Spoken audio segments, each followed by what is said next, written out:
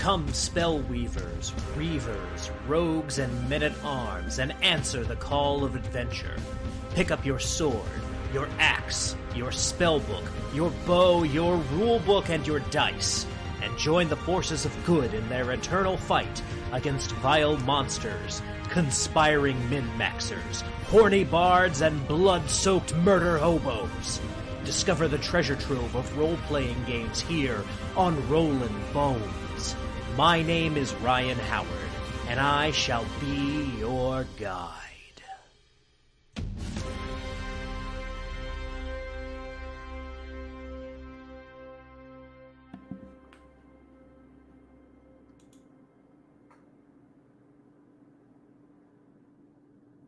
Good evening, Boneheads, and welcome back to Rollin Bones with Ryan Howard.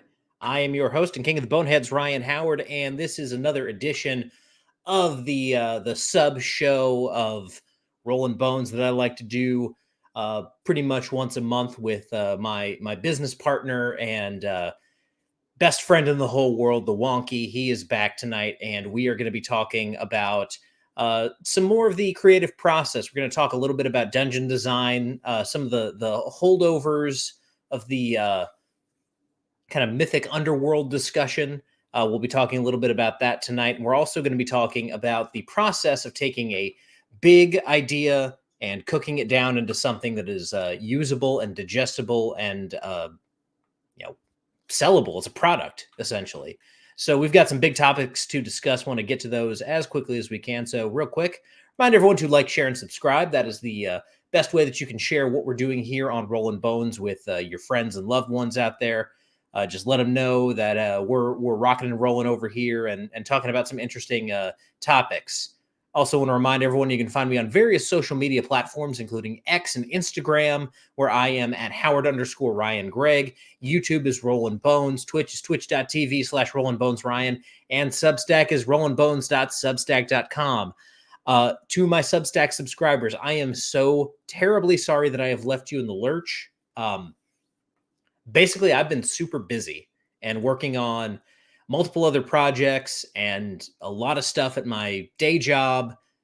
The Melee Duel video is coming, or not video, article is coming. I promise. I've started it. It's coming at some point. So I will work on that basically just whenever I have time, but it is still coming. It is on the way, and I will try to be more regular with my content in August.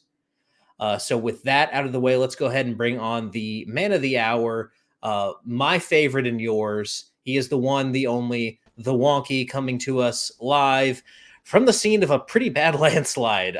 You are lucky to be here with us tonight. Yeah. No, thank you for having me on. I am so stoked to be with you boneheads today, as always. I mean, but yeah, no, that landslide was pretty insane. So for those of you unfamiliar with the Southeast Alaska region, we have very little topsoil around here. So whenever it gets like crazy, stormy or anything, oftentimes the mountainside will just peel back like a rolled up carpet. That happened in the middle of my hometown just this last Sunday. So it's been a bit of a commotion going on. Oh, look at all these wonderful boneheads we have in the comments. We got Rex, we got Devil's Theater, Malachi, everyone good. What's up? Sweet. Sorry, I just learned about the comment section today. Hi, everybody. So yeah, let's dig into some of these topics. Oh boy. Over the weekend, as the discourse tends to do, there was a little bit of a shift to something rather unfortunate, which we might get to later on. But before that, the back and forth conversation, really more just people yelling at each other on my side of Twitter, was all around this idea of what a dungeon is. Is a dungeon representative of the mythic underworld? Is it this kind of liminal space where oddities enter from other planes and interact with the material world in some weird and bizarre ways? Or is it an actual physical space with its own ecology and logic to it? So let's kind of begin there. What are your thoughts on really kind of both concepts there? Yes. So, to expand on that a little bit further, I think that it is the wrong way of thinking about it, to be honest. Because if we kind of look traditionally back to what a dungeon is, I'm pretty sure it's just the highest room in a tower, but that's not what we're talking about at all. And to be very frank, I don't really care about role playing games so much as I do dungeon crawling. This is my forte, my niche. This is what I'm actually here for. I love dungeon crawling. Now, what am I even talking about there? A dungeon is a gameplay environment where you can sequence events and go through several challenges. A cornfield can be a dungeon. A pumpkin patch can be a dungeon. A dungeon isn't the type of building in which the events are housed so much as it is the thing you are doing there. It is procedural steps in how to take action. So can it be a mythic underworld? I think, old Greek mythology says yes. Can it be a very true and refined, like, an apartment building, tight space to where everything's realistic and mapped out and all the furnitures and appliances make sense? Yes, it can. But the idea that it has to be one or another is very narrow-minded thinking, to be quite blunt about it. Like, Yeah. that's just a foolish and wrong way of thinking. No, what it's here for is to provide sets of challenges to then go through in a procedural manner, usually based around the theme of loot extraction. It has nothing to do. Are all dungeons brick walls or are they stone walls? Maybe wooden walls. That's a horrible way of thinking about this topic. So I don't know. It's kind of a. I think honestly, those haunted corn mazes are dungeons. Yeah. I see no reason why not. You go around the corner to a T intersection. Do you turn your head left? There's a old turned over wheelbarrow, and then you turn your head right, and there's a scarecrow man, chasing you down. It doesn't really matter what the environment itself is. And I think how mythical, how fantastical, or how rooted in reality you want it to be is much more the flavor of your game table in itself. Because I don't really see if you are running something like a noir New York detective thing and you end up in the mythic underworld. Well, then you end up in what was it called? Skullface, I think, is the Robert E. Howard story where he kind of ends up in these like weird hash layers and that kind of a thing. That Hmm. can happen.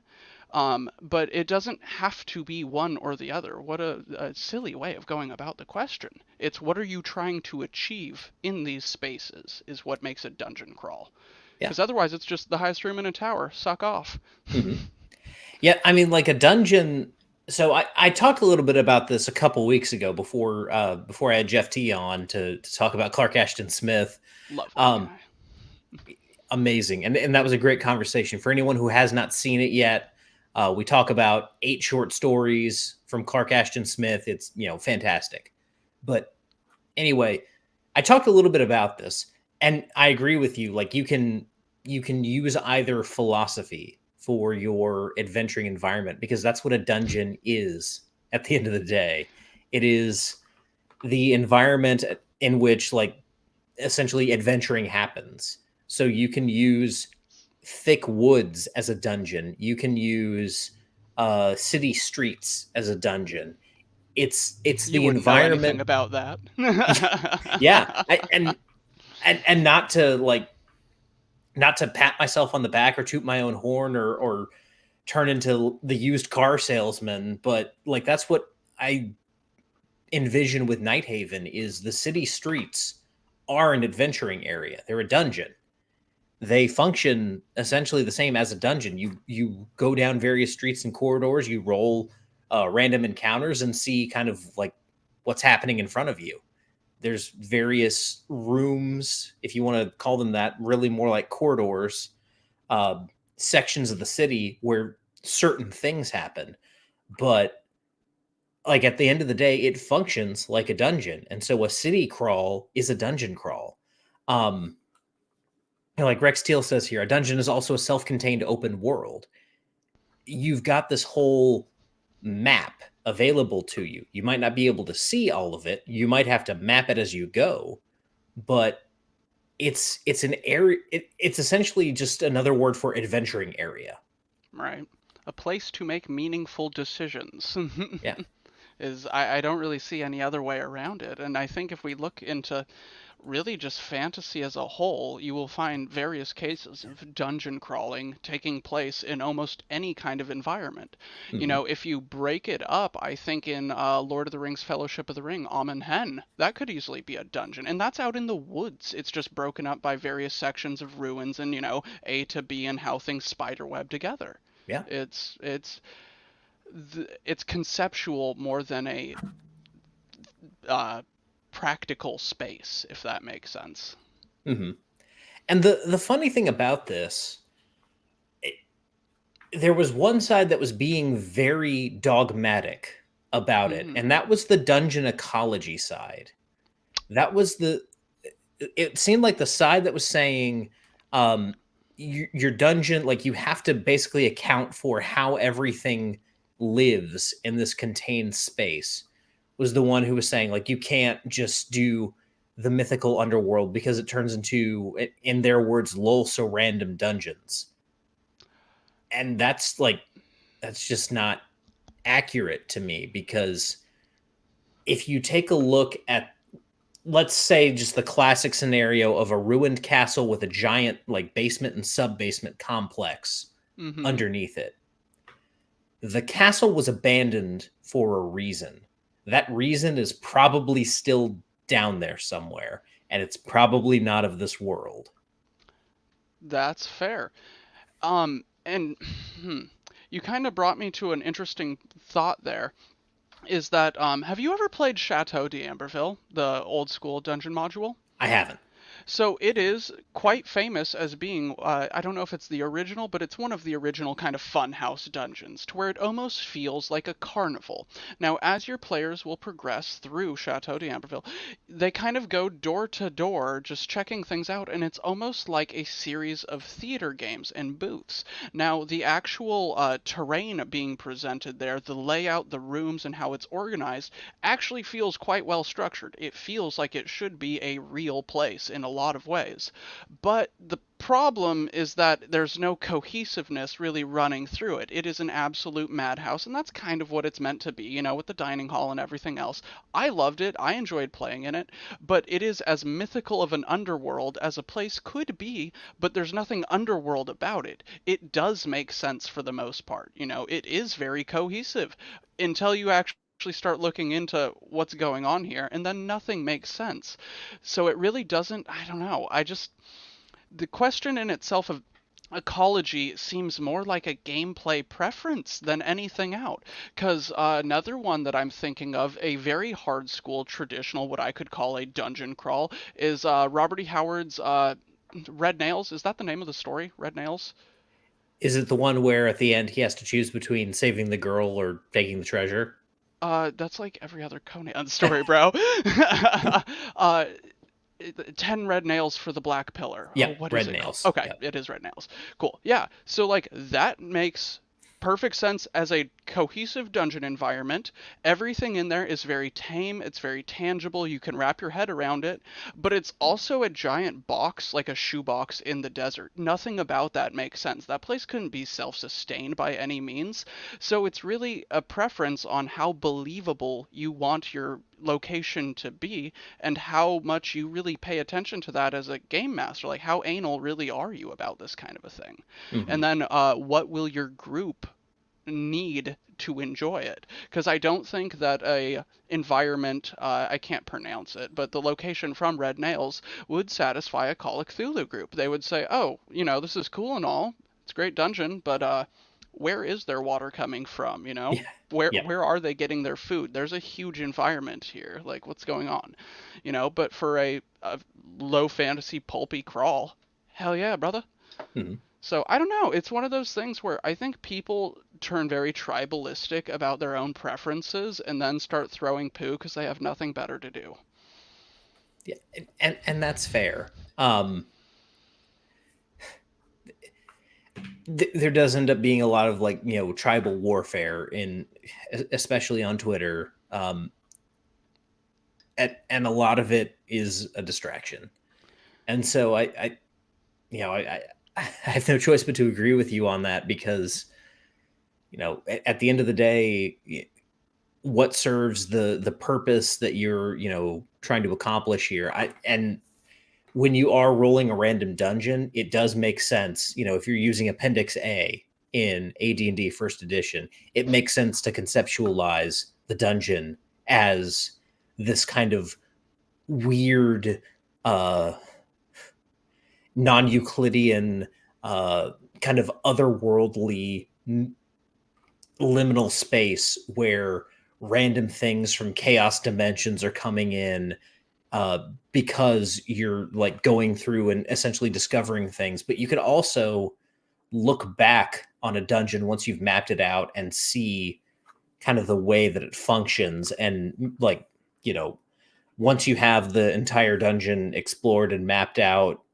you know, it should at that point kind of reveal some kind of way that all of these things could exist. But, you know, at the end of the day, uh, it really just depends on what you're trying to do and the space that you're working with. And honestly, even if you are, you know, like you mentioned, in a city street, even if you are doing that, you can do either Mm-hmm. style of dungeon. You can do either in a forest, in a ruined castle, in a cave.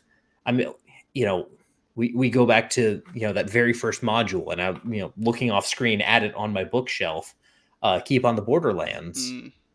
There, it's the caves of chaos. I think that implies kind of what those caves are. Mm-hmm. Absolutely. And then, you know, it doesn't have to be one or another. To further reinforce that is a great adventure module for like one shots is what's it called? The Jeweler Who Dealt in Stardust, I believe it's called. It's a DCC adventure. It's only like, I don't know, maybe 8, 12 pages long. It's quite short.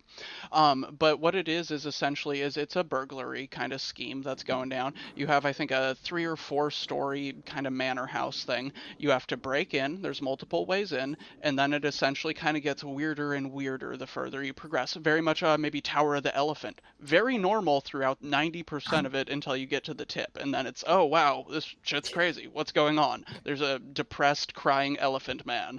You Mhm. know, very similar in that nature. And at the end of the day, what is a dungeon? To answer the question as best as I can, it's one of those flowcharts. It's a graph that says A leads to B, C, or D. How do they connect? How do they spiderweb together? Then from B, where does that connect to? Where does D connect to? You know, it kind of just expands outwards. Nothing more than that. And each one either can or cannot, doesn't really have to, have challenges. Empty rooms have their place too, you know? So I don't really have too much to say on the Twitter war. I don't actually have Twitter. Well, I have it. I don't think I've ever posted anything, and I only follow Viktor Gorchev. So I have one person I follow. Well, if you're only going to follow one, that's a good pick. It's true. Dude's king. Yeah. So yeah, I think that's where I'm at on that. Gotcha. Well, the other, you know, big topic that I wanted to discuss tonight, and that's the, you know, the title of tonight's stream, frying the intellectual bacon. You're gonna need to explain that to me. I was so lost looking at it on YouTube earlier. It's like scheduled out for 2 hours, and I'm like, frying bacon. What are we talking about? I thought we were talking about dungeon design today. The way I envision this concept, and this is Okay. something that we've talked about before, when you are, uh, coming up with an idea, be it, you know, for a story, a novel, or a role playing game, as you and I do, you tend to start with a big concept, a big idea. Uh, you described it the other night in one of our meetings as a blue sky phase. You know, everything that you want, you put in this idea. And Mm-hmm. then at some point, you have to take this giant mass that you've created and you have to start distilling it into something coherent. Because, and you've experienced this in meetings with me, when I just throw ideas out there and just start like stringing things together that don't seem to make sense, and I have to go to great lengths to explain how in my mind these two things are linked together. And so I think of it as kind of the, like the process that you go through when you fry up bacon, because you start with this big slab of meat. It has a lot of fat on it, and then you stick it in a hot pan, and that fat renders out. And so you've got something Mm, that's this big when you start, and now it's this big, but it tastes amazing and it's crispy and it's delicious, and people can't get enough of it. But it started out like this, and then you rendered it down to this. that's true. I understand now. That makes so much more sense. You and your cooking analogies, I swear. I love it. I'm never getting tired of that. No, that's actually kind of a good way of thinking about it, though, is there is kind of a, you take a huge, big old bowl of just all of your ideas, thoughts, things that might be thematic, things that really aren't, but you think are cool at that kind of a time, and then it's, well, let's see what we end up at the end of this, or end Hmm. up with at the end of this. Yeah. Um, so yeah, I actually kind of like your bacon analogy the more I think about it. Interesting. Hmm. Okay. Where do you want to begin talking about this though? Because that is a huge topic, is distillation of ideas. Hmm. Um, yeah. Is So there a key point in particular you want to start out with and we can kind of ping pong from there? I think one of the biggest things that you have to do as a creative is, and I mentioned it. I mentioned the process of frying bacon. Now I'm going to switch analogies, and I'm going to talk about like butchering, Okay. basically. So you are trying to, you've got a side of beef, and you are trying to get the usable cuts out of the side of beef. Some of it's going to get cut away, Mm-hmm. and some of it's going to get thrown away, and you're going to be left with a certain amount at the end. How do you discern during your process? Because, this is something we think all of our ideas are golden ideas as creatives. You look at this thing that was born in the recesses of your mind, and you just think it's so beautiful and delightful. How do you figure out what actually is usable and amazing, and what just needs to go, or what needs to be set aside to be used elsewhere?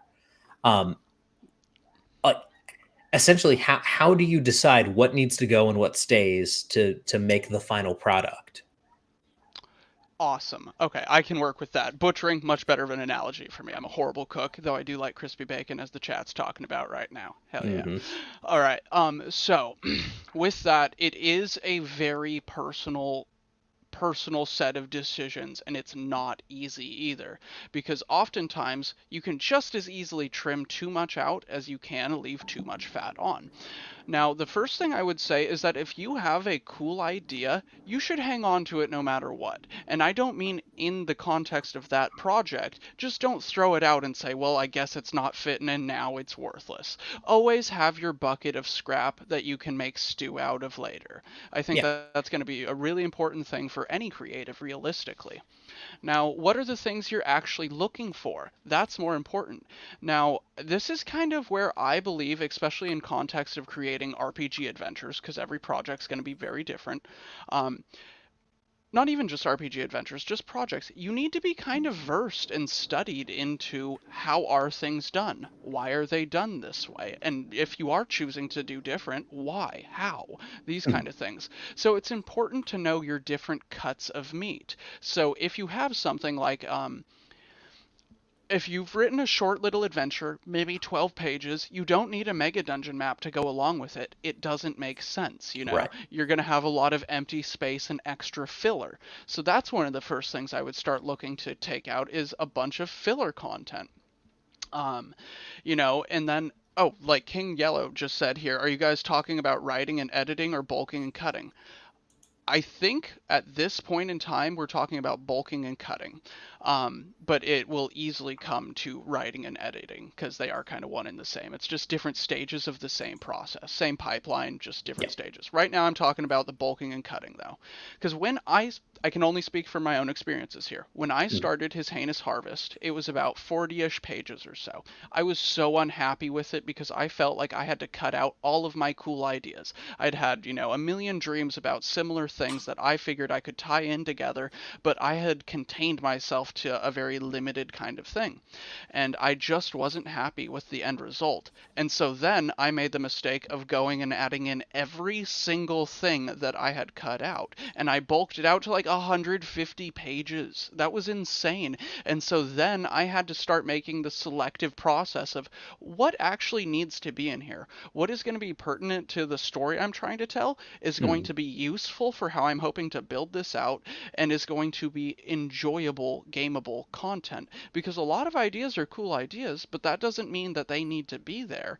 And at the same point in time, you don't want to cut cool shit out just because you think you're going a little bit too excessive. There is kind of that balancing line on where you're, as a creative, going to need to figure out if you're going minimalist or really maxing out with what you want to do. Do you Yeah. have any kind of talking points on that? Yeah. So you mentioned the part about not like cutting away things that reinforce your core idea. So, and I think at the end of the day, that's what it comes down to. You need to understand the core essence of what you are trying to bring about. You need to understand your mission statement, your thesis statement, whatever it is you want to call it, the central idea, the tenet upon which all of this adventure is built. And if anything cuts at the structural foundation of that, it needs to stay in. If cutting it out would just make this whole thing crumble, it's got to stay in. It's got to stay there. And part of this, and this is a skill that both of us are still learning, Mm-hmm. you have to know how much space, and I'm talking physical space at this point, that your ideas are going to take up once you add in, you know, maps, art, all that stuff. And this is just like from an RPG perspective at this point, you've got to understand like how much physical space something is going to take up, and can I do uh, this particular idea within the space constraints that I've put on myself? And if the answer is no, then you need to expand the scope of the project. And so many people will expand without actually needing to, because again, to them every little thing seems to be essential. And there needs to come a point where, like you said, don't throw the fat away. Your grandma always kept that little jar of bacon fat for a reason. It was usable in other things. um Right. so hold on to that stuff and use it elsewhere, but think about, okay, in this particular project that I've set aside for myself, do I need all this stuff? Exactly. You can't just pin things on because you want to pin things on, Yeah. too. It's a hard balancing act. Mhm. Yeah, because I like both of us, if we essentially threw all of our ideas into this first book that we're working on delivering to you guys right now, I think we'd be at like 300 pages, with each of us at like 150 pages. Yeah, I'd say about Yeah. so. Because, oh, here's a good way of how I went about it. I can thank you. You said that very beautifully, and it allowed me to kind of process what I actually did throughout this, because I kind of did it without really thinking about the hows or the whys. Mhm. So I wrote a really cool dungeon crawl. As I said earlier, that's my forte. That's what I'm here for. That's my shindig. But I realized that the exploration elements, that pillar of play, was very lackluster and short. And what I'm hoping to do with this game is I'm hoping to build a good foundation to further expand from. So from that exploration, I needed to add in kind of a lot of regional hex crawl kind of stuff and all sorts of elements going into that, because I felt like that aspect was falling short. Not only that, but the town that I had created, Dripwater, I felt like there wasn't really much to it. It was just kind of an empty village with, okay, Haunted Manor on the hill where all the cool stuff happens. Well, Yep. that sucks too. So I needed to add kind of the ups, the downs, the tunnels down beneath, and little side dungeon here and there. And then I also found in that process that just because I could add in more dungeon crawls and all sorts of other cool stuff to go explore and find, doesn't mean I should, because I initially added like 6 extra dungeon environments. Too many, too many. So I had to Yeah. cut 4 of those back out.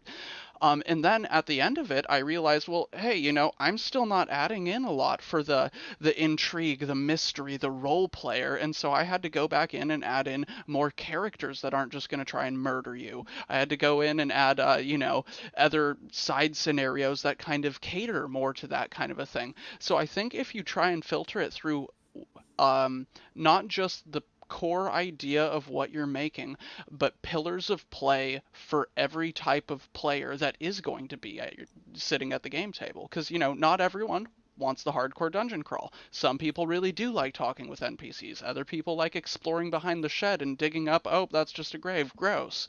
There's got to be something for everyone within an adventure. Yep. And we've got a comment here in chat from Rex Teal. One thing that's often recommended when starting off is just to make a simple series of zines. To speak to this a little bit, zines are fun. Zines definitely have some interesting ideas, but there's a phrase that I've heard Wonkee use before in our creative meetings. Zines are popcorn. Oh, okay.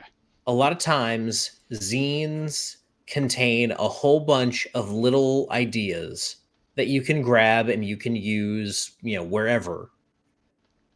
There's not a whole lot that ties most of them together. There's not, it's a lot of snacks. It's not a lot of meals. I've seen some where it does make a meal by the end of it. I'm thinking of Skeeter Green Productions' Valley Out of Time series, where Yep. I believe he took 6 different parts through 6 different zines and then decided to, put them out that way. And there's nothing wrong with that. Mm-hmm.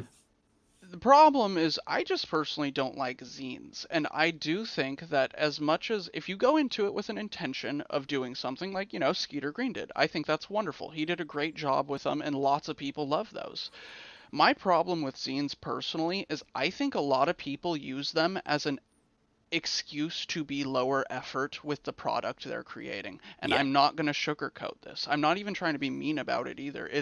I think a lot of people sell themselves short on what they're capable of. I want to make cool hardback books. I don't want to make zines, because at the end of the day, I want to put out a cool quality product that's going to be usable at the game table and last and look good on a bookshelf, have lots of room for artwork and everything else. And I'm not saying that zines can't do that. I'm just saying that a lot of people, I think, believe their work is only worth a $10 little floppy. They were called ash cans, Yeah. for the longest time.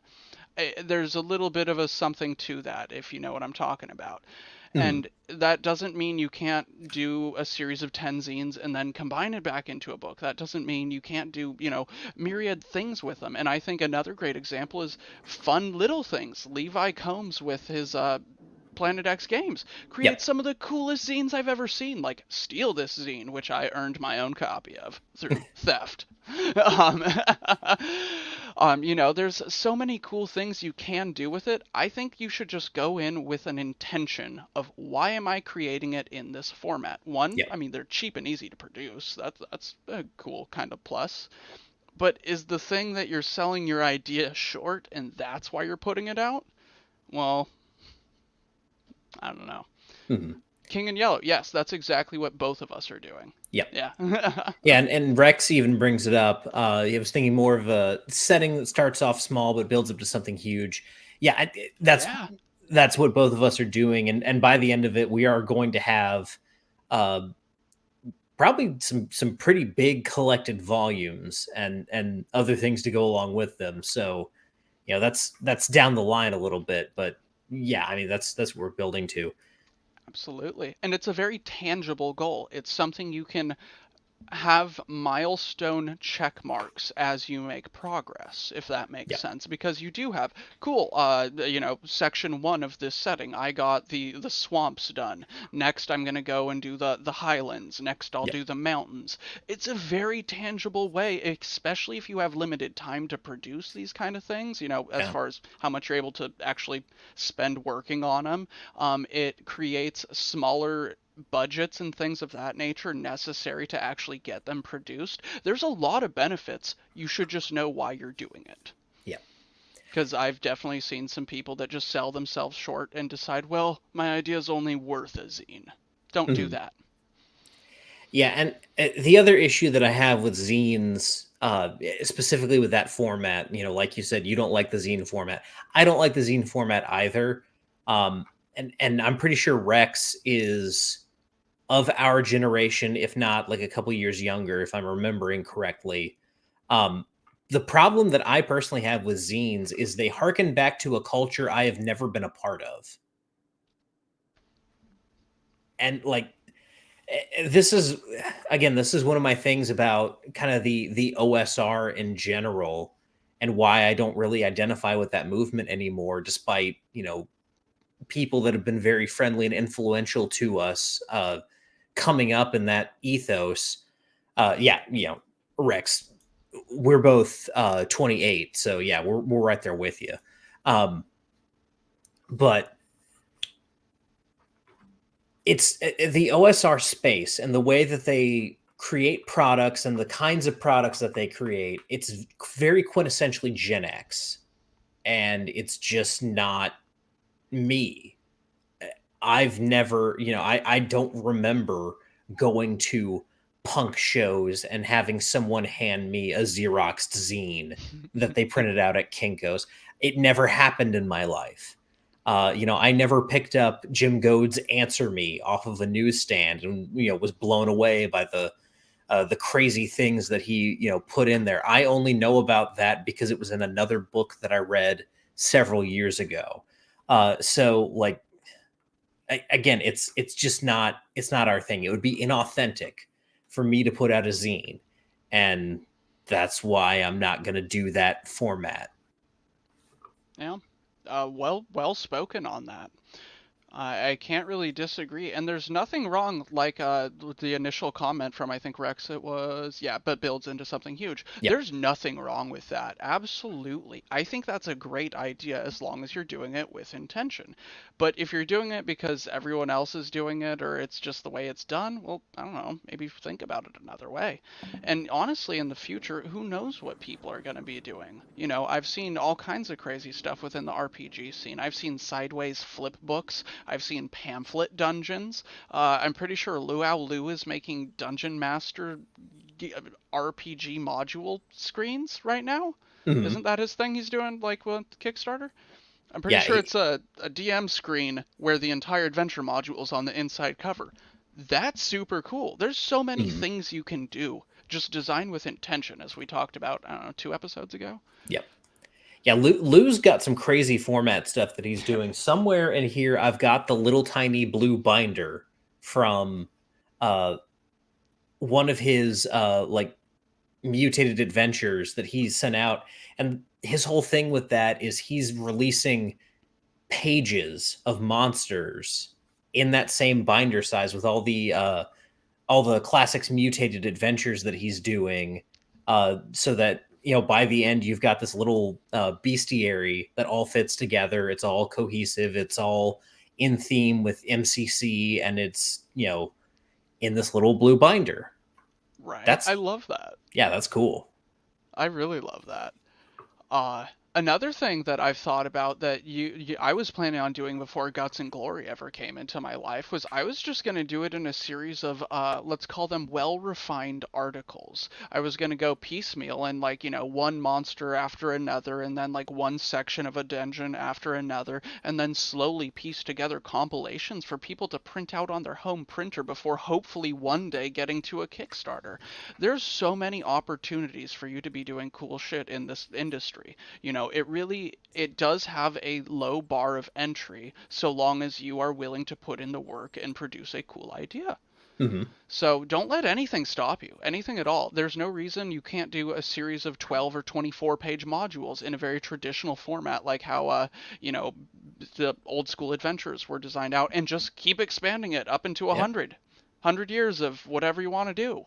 There's Hmm.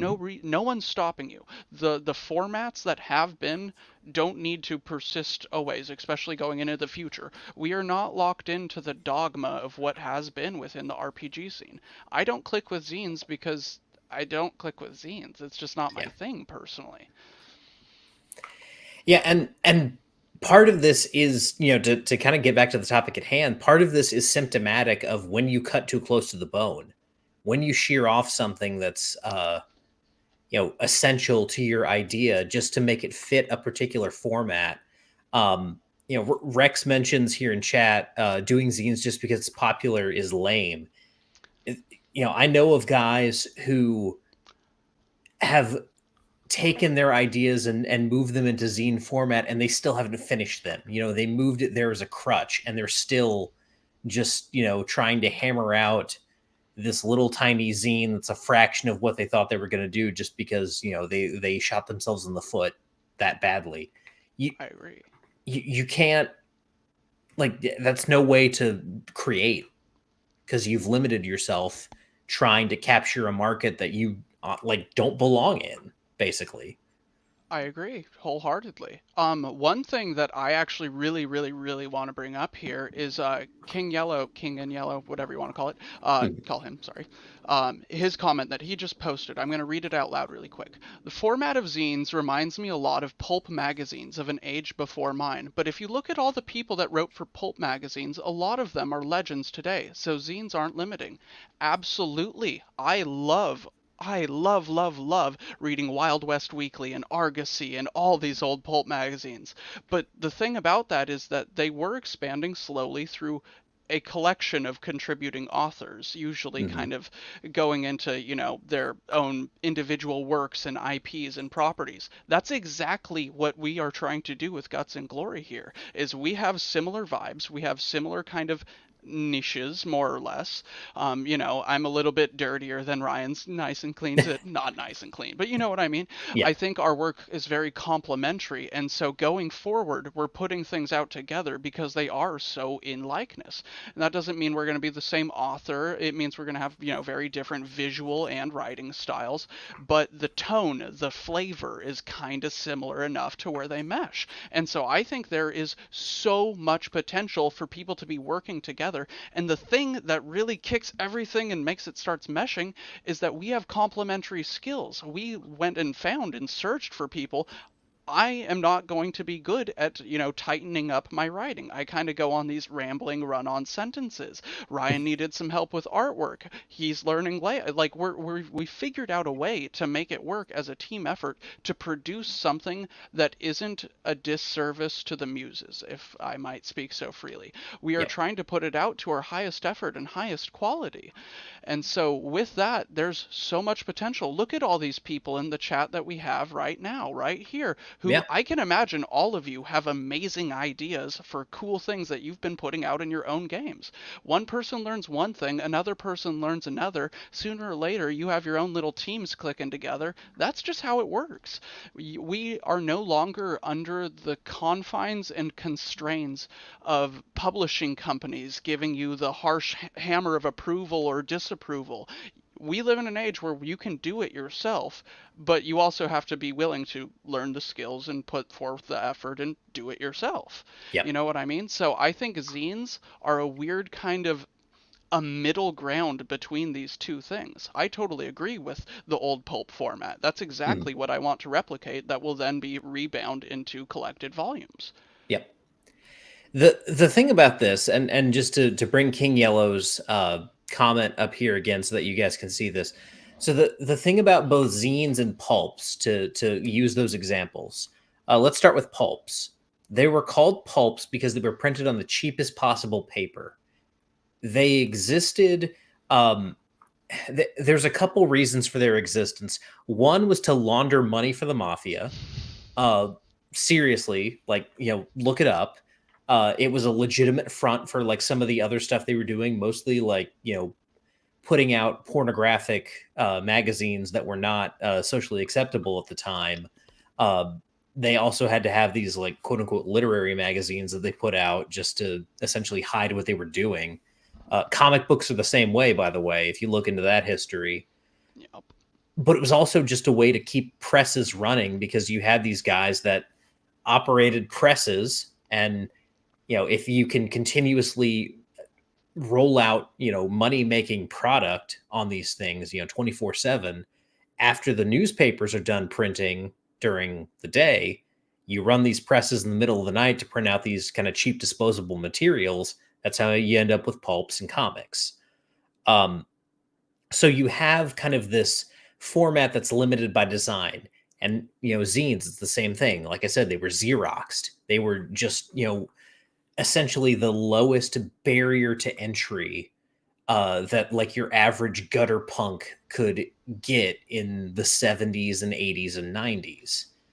This is where both of these formats come from. They come out of essentially, working within economic limitations that were imposed upon them. And that, they transcended in some cases those mediums. Now, in a lot of cases, the fact that they were in those mediums with things that were transcendent makes them overrated today. We can all point to examples of things that have come up alongside the Shadow and Conan and Solomon Kane and be like, that doesn't belong up there. That's overrated. That's actually garbage. You, Mm-hmm. but that aside, those mediums worked in their context, and people who are evoking that specific context for zines, people like Levi is approaching with a very kind of madcap punk rock energy that comes from a very authentic place. Very. That's cool, and that's a callback and something that's very authentic to who Levi Combs is as a creator and a person. I can't do that. And so to me, the format of a zine is limiting. I would be limiting my vision, limiting myself to fit within this medium, and it wouldn't work. Mm-hmm. So I'm not going to strive for that. I'm going to strive for something different. Right. But that doesn't mean it can't work for you. The Right. thing with zines, the things with pulps, is that they were meant to be lowbrow, disposable material. And then, during wartime, most of them got reclaimed and turned into like propaganda posters and shit like that anyway. Yeah. So, it kind of was a fulfilling cycle. It was only, I think, in the 70s when they really started making a big resurgence Mhm. in collected volumes. You didn't have Conan the Pulp story, or not Pulp story, but Pulp magazine. You Right. had, it was part of X or Y or Z, I think mostly Weird Tales at that point in time. Yeah. But that's not what we're trying to do here. We're doing Guts and Glory, and so we have Bella Follow as what we're hoping to have the permanent. We're hoping to have Nighthaven as a permanent feature going forward, and we're trying to do our work the justice we feel it deserves because we're putting our heart and soul into it. So it's one of those things. What are you really trying to do with this? Mhm. And Oh, Ryan's puking on camera. sorry about that, guys. I sorry, am sorry for throwing you under the bus right there. I am still getting over that cold that my daughter brought home from daycare. It is we're at that stage in life. That's fair. Yeah, Malachi's saying it best. Levi's zines are amazing. You can tell he's really passionate about the work he's doing. He goes into it with the intent of wanting to do homage and honor to this bygone era. Mhm. We're not that, though. So it Yeah. really is one of those why. Choose your why. Yeah, definitely. And one of the things that really helps when it comes to determining like what scale a project needs to be at, or what format, or even just like what needs to be kept and what needs to be cut. As creatives, we tend to be very insular, and we tend to be afraid to show our stuff to other people. But one of the most valuable things you can do, especially if you have someone that you can really trust, we have each other. We've got other people that we talk to and regularly share our work with who give us very brutally honest feedback. We try to give each other very brutally honest feedback.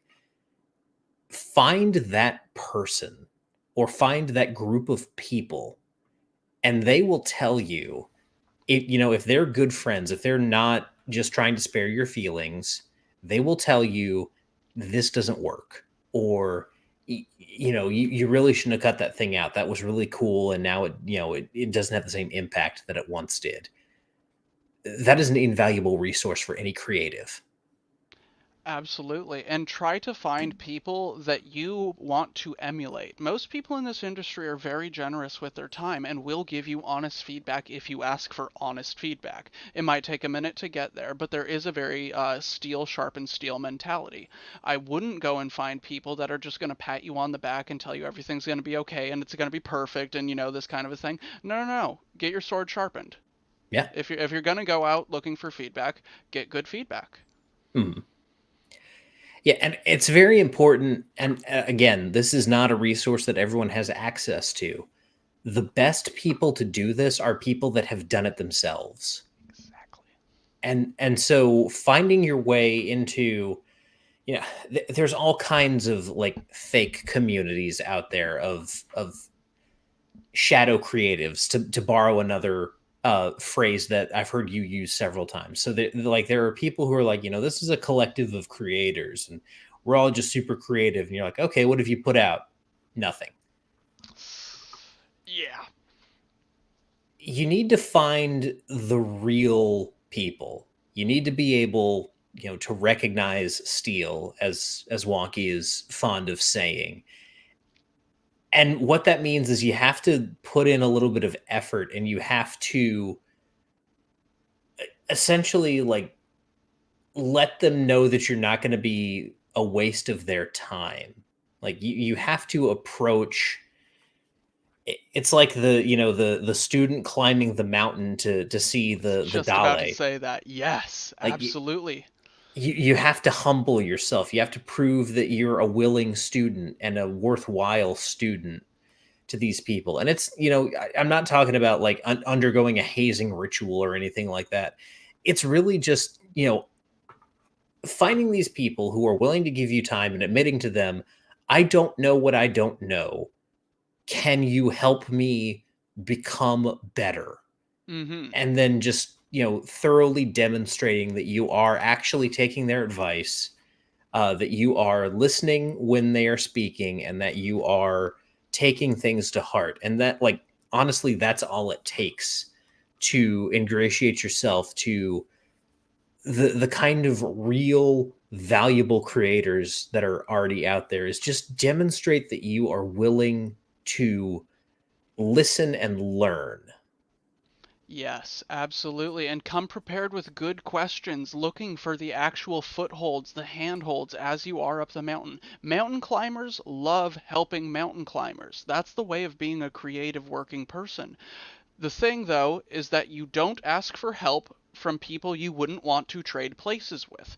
Yeah. Meaning, not trade places, but go to their spot. You know what I mean? If you're Mhm. reaching up, you have to be wanting to go to where that person's at. Now, you might not want to be exactly like them, but at least they'll be able to help show you the path forward to where you can make the next step up the mountain. That's a huge and important thing, is that you can't just go wantonly asking for help from everybody that comes your way, because they're going to pull you in every which direction and you're going to lose track of where you're at, where you're going, and everything else in between. So be careful when asking for help. Yep. Like it is asking for help is a creative process in itself. That is Mhm. something I've learned. Yeah. And there's a funny thing that happens. The people further up the mountain, a lot of people tend to have this thought, and I definitely had this thought, myself. The people who are up there, there's this thought that, they are unreachable. They don't care about us people down here. So I should ask someone who's a little bit closer down here. The thing about the people up there, they don't, you know, essentially they realize that the people who aren't going to make it, they're just going to fall off the mountain. They're going to lose their grip and they're going to fall back down. So they're not worried about like kicking your hand as you're trying to climb up behind them. They know, like, they're going to tell you the path, and they know that if you listen, you're going to be able to make it up there. And at that point, you've basically earned it.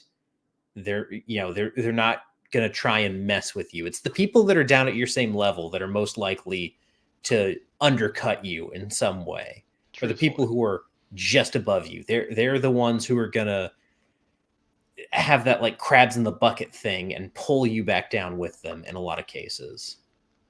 Yeah, crabs in the bucket is a good way of thinking about this too. And I have a couple points on this. Is the worst crime a crab can commit is to try and leap out of the bucket. When you try to mountain climb up to that next plateau, get to the next site, there might be people that try and hold you back, pull you down to their level, and anything in between, just drag you all around. I do have one thing about the mountain climber thing, though, is that you need to be a little bit realistic with your expectations. Yeah. And what I mean by that, RPGs are kind of a blessed industry in that the mountain really isn't that high. Let's just be kind of truthful. Is Yeah. like you do have these legendaries and luminaries, but you can still ask pretty much anyone short of Tim Kask for help, and they'll be willing to, reach back down to you.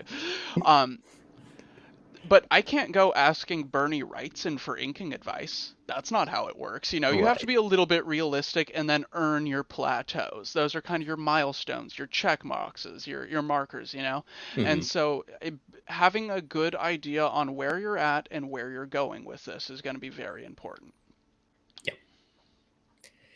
Yeah, and I mean, funnily enough, I think we're two guys that might actually be able to ask Tim Kask for advice. We're probably some of the only people that I feel could I really reach out and ask. Yeah, I'd be afraid to. He still good. scares me. I've never spoken to him, and I'm intimidated by him. But I have spoken to him multiple times, and it's only made me more scared. No, he's a wonderful fellow. I loved him. He's a great guy, and I do consider us the direct gaming lineage of him. we are, Tim Wampler, us. That's yeah, how it works, baby. yeah. And again, we're fortunate in that regard, just based on who has offered us advice, who's given us a hand up. Um, Wampler's one, Jeff Talanian, who we mentioned earlier, is another one. Uh, I don't know if you guys realize this. Talanian was mentored by Gary Gygax. So Yeah, we're incredibly blessed in that regard. And he's and like his direct disciple. yeah, we every day I thank God for the ability to communicate with people like this, and that they are, so willing to offer advice to us, two crazy upstarts. It's, you have to find those types of people, and it's not always going to be that specific person. It's you're going to have to find your own route there at a certain point, but finding the right people who are going to help you, pull yourself up, who are going to, give you the advice. And it's not going to be easy to follow advice. It's going to be pretty difficult to follow if it's, worthwhile, because it'll help you with your personal development. But that is your next step in this process of taking your idea and distilling it down. You're going to have to run it through the saw blades. And that's probably what they're going to tell you, is you got to run this thing through the saw blades and see what's left at the end. Yeah, ain't that the truth? And this isn't like some magical situation either. This is kind of how the mentorship process works in any creative field. Is Yep. there is a seek and you will find mentality that goes in and plays into it. You've got to put in the work, and when they see that you are mentorable, they will reach down to help you up. You cannot go asking these amazing luminaries and visionaries and everything else, hey, drag me up the mountain because I won't do it myself. You'll get a big old haha, no goodbye, cheers. Yeah. You have to be struggling and working and have good questions. Where should I put my hand next? What is going on? These kind of things. And it's not like you get a babysitter or a guardian angel. That's not how it works. It's their fellow mountain climbers too. You know, does that make sense? Yeah. Yeah. Yeah. And a lot of it is kind of demonstrating your progress, which you've already said. But when you approach, and there's this joke amongst like comic book professionals, of people walking up to them with their portfolio, or like their ash can shitty comic that they wrote in 24 hours or something like that, and being like, hey, can you get this published by DC Comics or something like that? But demonstrating to these people that you are actively pursuing this, just saying, hey, I've had this crazy idea, and here's the elevator pitch for it. I don't know where to take this thing. I don't know what to do next. That's a good way to approach, is, demonstrate you've been thinking about this, present the thing to them, and then have them point out that goes, that goes, that goes. And Yep. then like basically make the cuts in front of them and bring it back and say, here, I did what you said. Yep. And one thing I, especially early on in my creative career as an artist, I had a hard time with earning my rhino hide. What does that mean? Sometimes you're down here and you want to jump up to the high peaks of the mountain, and so you say, hey, help me do that, and they tell you, you're not ready for that. No, sorry, but Yeah. you could go this way, which might help ping pong you up the mountain there. And that can be a demoralizing thing. It's a very there's no way around it. It's a ruthless and raw process of being told, no, you aren't ready for that yet. But that kind of points you in the right direction of, well, am I going to continue walking up? Sometimes you trip and eat shit. That's the way it goes, you know? Sometimes you can't take these big leaps and, bounds that you want to. Maybe you aren't ready for these things, but that doesn't mean you're not capable of becoming that person who can. It just means you're not there yet. Yep. And this is a like constant ongoing process to reference something that happened recently. Like there are people who get stuck at certain points in the mountain and don't make any further progress, and either they just hang there forever or they let go at some point. Um, that's what happened. Those of you who've been paying attention to Venger Satanis, he got stuck on the mountain, and he was not as high up as he thought he was, and he just let go. I know very little about this situation, but there is something of a willful pride and ignorance that can happen where you do chart your own course up the mountain, right? And you Yeah. might end up in a bad place to where you are just hanging on a cliffside. And instead of backtracking and reworking, you are forced with no other option besides, like you said, kind of just let go and fall off. There is sometimes you have to admit defeat and find another route. Yep. I don't know much of what happened. I do I know a resentful creative when I see one though, Yeah. and I hurt for him in Mhm. that sense of why am I not getting the attention? Why am I not getting the opportunities? Why am I not getting the love and the praise that I think I deserve? Mhm. Maybe you should have backtracked. Maybe there's a lot of things you could do. I don't really know. Yeah. I don't know his situation personally, but I know that being proud in your decision of doing it your own way to the point where you die leads you to death and Mhm. creative doom. Well, and I know a little bit more about his situation. I've interacted with him. He's been on the show a couple times. The long and short of it is he's a guy who decided that he was going to climb the mountain using only his teeth. Yep. And it got him Well, to a certain screaming about it. yeah, it got him to a certain point. Um and now just based on what I'm seeing and based on him, talking about how Shadow Dark has sucked all the oxygen out of the indie RPG world, as if this is some kind of zero sum game, as Basic Expert said. Um, he's pointing at someone who figured out how to use a rope and pitons and climb the mountain that way. Like she taught herself how to climb a mountain and found her way up higher than him. And he's like, "Hey, I've been, climbing this mountain with just my teeth for the past 15 years." And everyone's like, "Well, you should have used a rope and pitons. It's not too late. You can learn how to use those." And he's just like, "No, I'm just going to let go now." Was it in the movie The Princess Bride where they had to climb the cliffs of despair? Yes. Yeah. So you can't get too comfortable on those cliffs Mhm. because they look pretty steep and pretty crumbly, and if you drop harsh. Yeah. Also, there's kind of not a lesson. There is, yeah, maybe a lesson in that climbing on your own can be very dangerous sometimes. Because if you do have a real fall and a real drop and you don't have a rope, there's nothing to secure you. You can fall into the doom spiral and just get flushed into the endless oceans. And that sucks. Yep.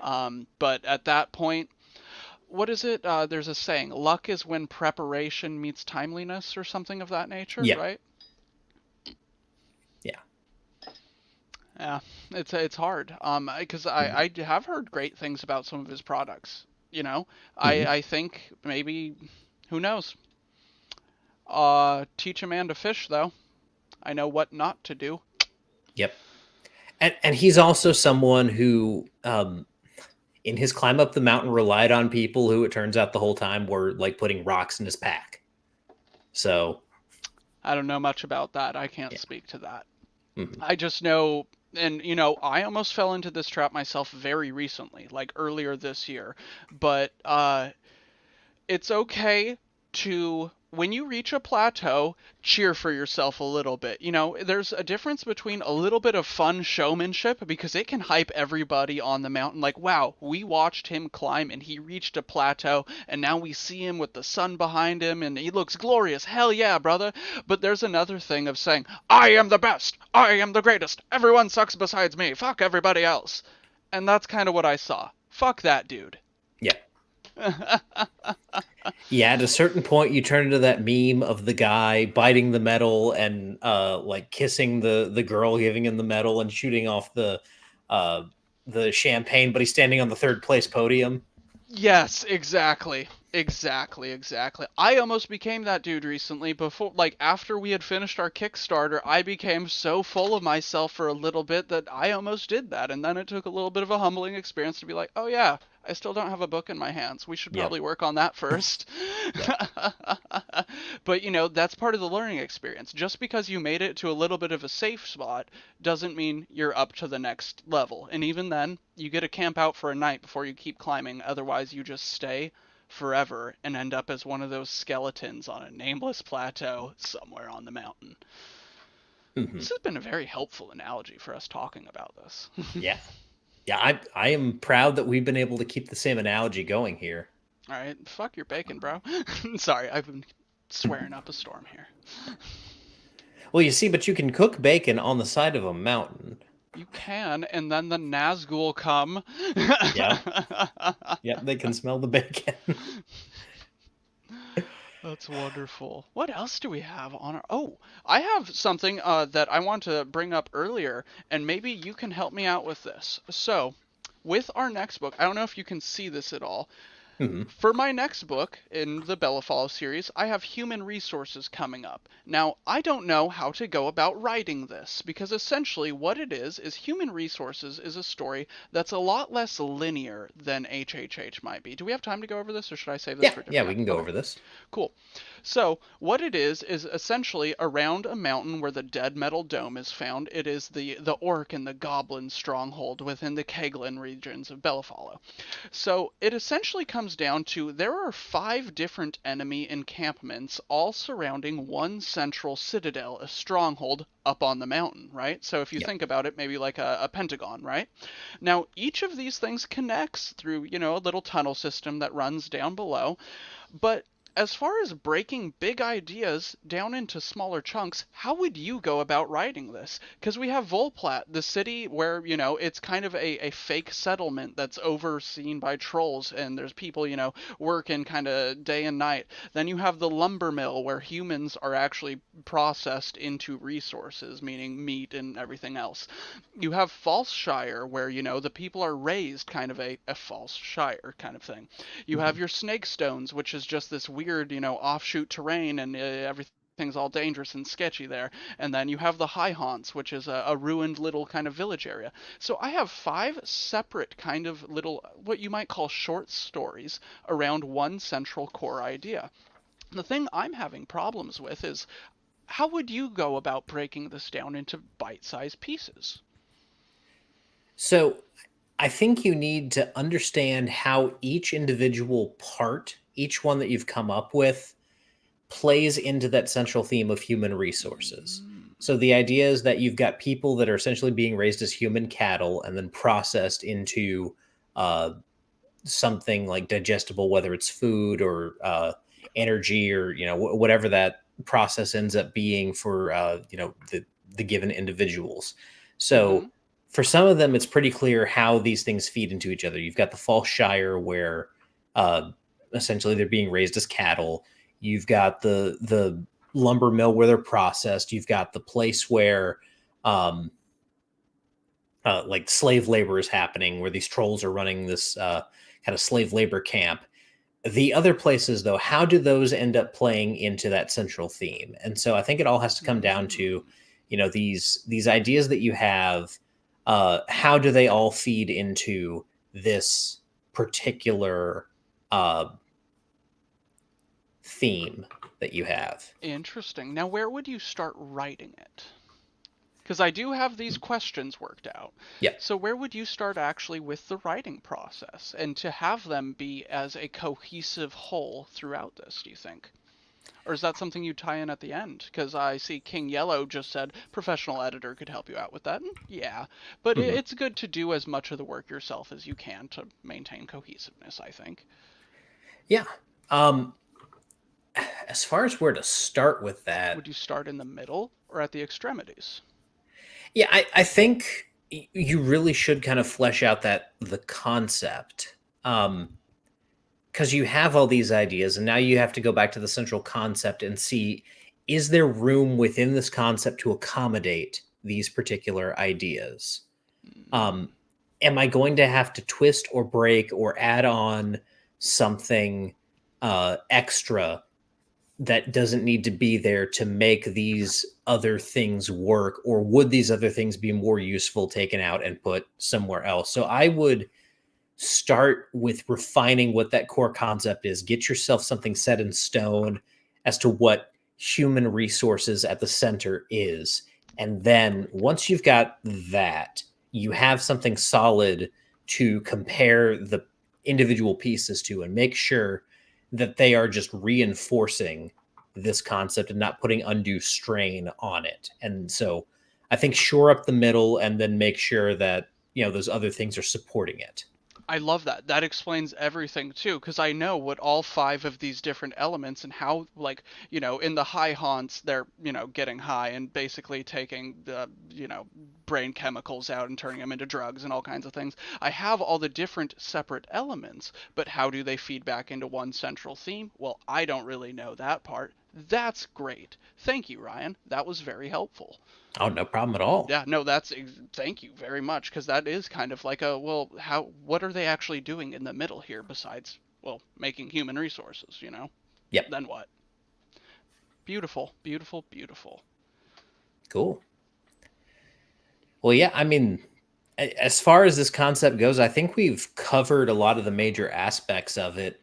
It's the it is one of the hardest processes that you can go through in this whole creative endeavor, because like I said at the beginning, all of your ideas are your babies. And there's this phrase that gets thrown around a lot, kill your darlings. And it's a cliche and it's corny, and you see a lot of people, throw it around on the internet, but at the end of the day, you do have to realize, it's not necessarily kill your darlings, but understand that some of the things that you are clinging to aren't worth clinging to. Truth be told. The only way you're going to be able to get past that stage is to realize, and we've spoken a lot in analogies tonight. I'm going to use one more to close this out here. In the C.S. Lewis book, The Great Divorce, for anyone unfamiliar with it, it's a story about a bus ride that takes passengers literally from hell into heaven and their process of like that travel along the way. At some point, each of them is given this little lizard creature that latches onto their shoulder, and like it has talons that dig into their shoulder, and the whole time it's just whispering awful, horrible things into their ears. It's supposed to be representative of our sins in the Christian walk. But the guide that is there with them says, "Well, you don't like the lizard?" And they're like, "No, I hate this thing." And he goes, "Okay, kill it." And this whole section of the book is the process through which a whole bunch of people rationalize not killing this thing that's digging its claws into their shoulder and whispering horrible, vile things into their ear. I just don't know if I could do it. Oh, wouldn't it hurt to pull it out? I think I would miss him. I think I'm actually starting to get used to this thing. that's what this process is. Realizing that you don't have a beautiful baby, you've got this terrible lizard with its claws digging into your shoulder. It's whispering horrible, awful things into your ear, and you need to rip it off your shoulder and beat it to death with a rock, like C.S. Lewis does in that particular story. What And story is this? Sorry, The I Great missed Divorce. the great. I'm totally gonna check this out. Oh, this sounds very interesting. Yep. Huh. Wow. We've covered a lot of ground today, my friend. Yes, we have. I love our Get in the Rings, especially when we both come at it like ready to go. This has Yep. been an amazing show, my dude. Absolutely. I hope we've been able to help some people out there in the audience do, Me too. create, become the best creatives they can be just with us. Because we're fellow mountain climbers. Yeah. Climbers. We're not these, super magically gifted, special chosen ones. We're everyday people learning to do this just like the rest of you, as long Yep. as you want to be on the mountain, Mhm. So with that, hopefully we could help with something. If not, at least we're entertaining enough to stick around. Yeah, and we're not that high up the mountain either. This is not us telling you like, "Hey, look how far up we are." No, we understand Yeah. uh, where you are, especially if you're just now like considering climbing onto this mountain. We've been there for a long time, so Mm-hmm. we are hoping that with these conversations, even if it's just one or two people out there getting something out of this, I hope that you are hearing these words and understanding that other people have been where you are, and hopefully this can get you past it. Truth be told. Yeah, and we've just watched people climbing for a while until we kind of figured out the route we wanted to take. Yeah, this is as much an invitation as anything else. Come join us. We will do everything we can to share and spread that wisdom because we want to see as many people up the mountain as humanly possible. Keep Hmm. kicking ass. No one really is up on any of the hills. That's Yeah. fair enough. Well, guys, that is going to be it for Rollin Bones this week and for Getting the Ring. Um, August has been great. It's been great getting back on the horse, and I'm going to tell you guys, September is also going to be really awesome. We'll do another one of these, but I've got another big interview scheduled already for September. I don't know what I'm going to do next week. We'll figure that out. But on Tuesday, September 10th, I'm going to be joined by one of the co-creators of Dark Sun, Mr. Timothy Brown, has agreed to come on Rollin Bones. That's rad. Yeah. First off, congratulations. That's a Thank you. sweet interview to score. Heck Mhm. yeah, you best come with good questions because we can learn from you. Yeah. That's one of the greatest things about Rolling Bones is thank you for bringing so many good and insightful creators to ask questions. Like you are a good student before anything else. I've learned so much just from watching you. Thank you for everything you've done for this community, Ryan. I appreciate you. No problem at all. And I don't know that my contributions are that outstanding, but I'm glad that I've been able to provide that to people. So Good questions feed many. absolutely. So yeah, I'm looking forward to that. We'll see what the rest of September brings. But until then, whether you rolled a 1 or a 20, I'm so glad that you rolled your bones with me, Ryan Howard, and on behalf of the Guts and Glory team here, should we do one for him to close out here, Wonkee? Do one what? Our Yeah, thing. we didn't even do it. Ah! Oh! Fuck! I love it. Cheers, everybody. Long live the Boneheads. Yep. Y'all have a good night. Good night.